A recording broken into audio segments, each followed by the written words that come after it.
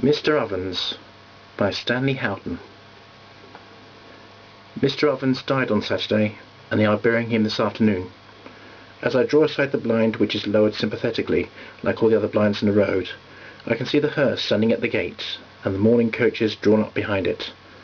I can see, too, the group of black-garbed mourners in the garden next to mine, and since the window is open I can hear what they are saying. I gather that a point of Protestants is being argued. Mrs. Will Ovens maintains her right to ride in the first coach because she is the widow of the eldest son, and because Mr. Ovens was living with her when he died.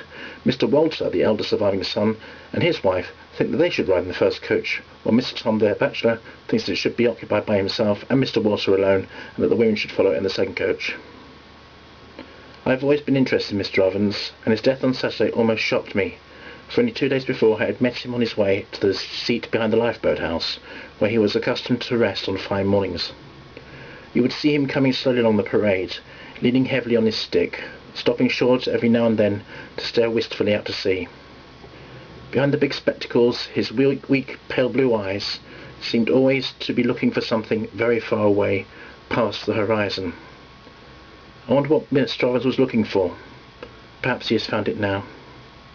He would talk to himself in an undertone a good deal, and though it was impossible to catch what he was saying, I always suspected him of a dim hopelessness in his attitude to the world, and of a disparaging view of its inhabitants. When I first saw Mr. Ovens, he was sitting in the wash-house attached to the back of his dwelling. My back windows command a view of his yard, and I saw him sitting in the wash-house frequently, reading. My maid Grace, who is acquainted with the affairs of all the neighbours, because the back garden walls are low and gossiping is therefore easy, told me that he had sat in the wash-house because there was no other place he could sit in and be out of the way. It appeared that Mrs. Will, his daughter-in-law, took lodgers or visitors, as they are called in the town, and during the season business was so good that all the living rooms were let, and the family had to take their meals in the kitchen. But there was no room in the kitchen for Mr. Ovens to sit and read. He got in the way of the cooking, and so on wet days, when he couldn't go to the seat behind the lifeboat house, he went into the wash-house. I don't know what he would have done on the washing day.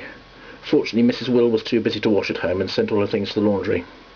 I can imagine Mrs. Will, saucepan in hand, stumbling over poor Mr. Ovens' shins and saying sharply, "Now, father, I can't do with you in here. I'm too busy." She is always busy. She is a pushy, energetic woman.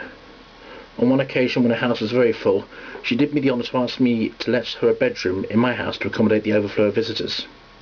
She offered me a guinea for the week, but I did not feel disposed to oblige her. On the other hand, I would have loved to have let old Mr. Ovens have the use of my study for nothing, so that he could sit comfortably and read his book. The difficulty was that I did not know Mr. Ovens.